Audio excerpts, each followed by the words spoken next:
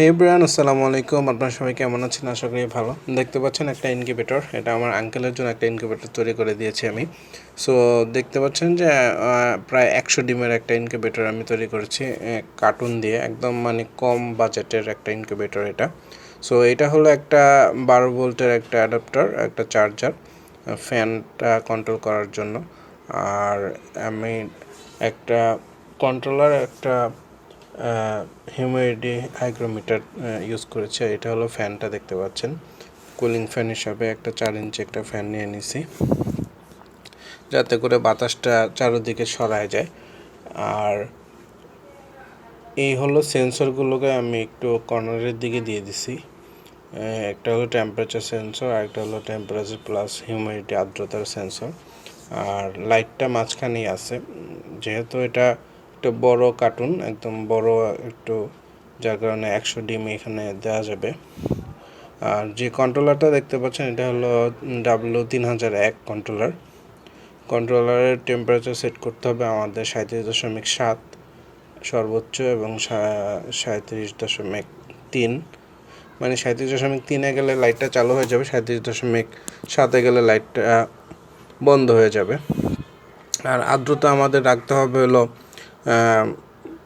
60 থেকে বা 55 থেকে 65 বা 70 প্রথম 19 দিন বা 18 দিন।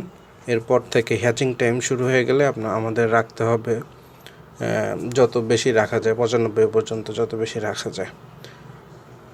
এটার ভিতরে আমি একটা 100 ওয়াটের একটা লাইট লাগাই দিছি, যাতে, কারণ এটা একটু বড় সাইজের আর অনেকগুলো ডিম এটার ভিতরে থাকবে, যার কারণে তাপমাত্রাটা যেন চারিদিকে সুন্দরভাবে ছড়ায় যায়, সেটার জন্যই আমি একটা বড় লাইটই দিয়ে দিছি। আর একদম সিম্পল, কম বাজেটে যেহেতু এই জিনিসটা, এটার সাথে আমাদের অনেক কিছু লাগাইতে হবে। সো পুরোপুরি একটা পরিপূর্ণ একটা সাজেশন যদি আপনি চান, এবং আর্দ্রতাটা কীভাবে কন্ট্রোল করবেন, আর্দ্রতা কমে গেলে কী করবেন, বা যদি বেশি বেড়ে যায় তখন কী করবেন, এবং যদি কোনোভাবে বাড়াতে না পারেন তখন কী করবেন, সো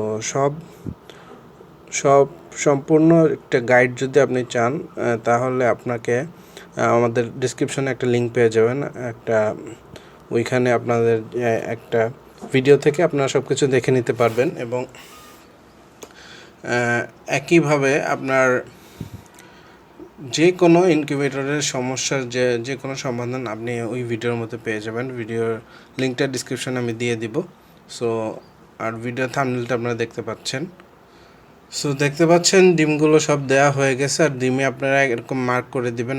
ডিম কীভাবে ঘোরাতে হয় বিস্তারিত ওই ভিডিওর মধ্যে আমি বলছি। আর একটা পানির পাত্র দিয়ে দেওয়া হয়েছে আর্দ্রতা দেওয়ার জন্য।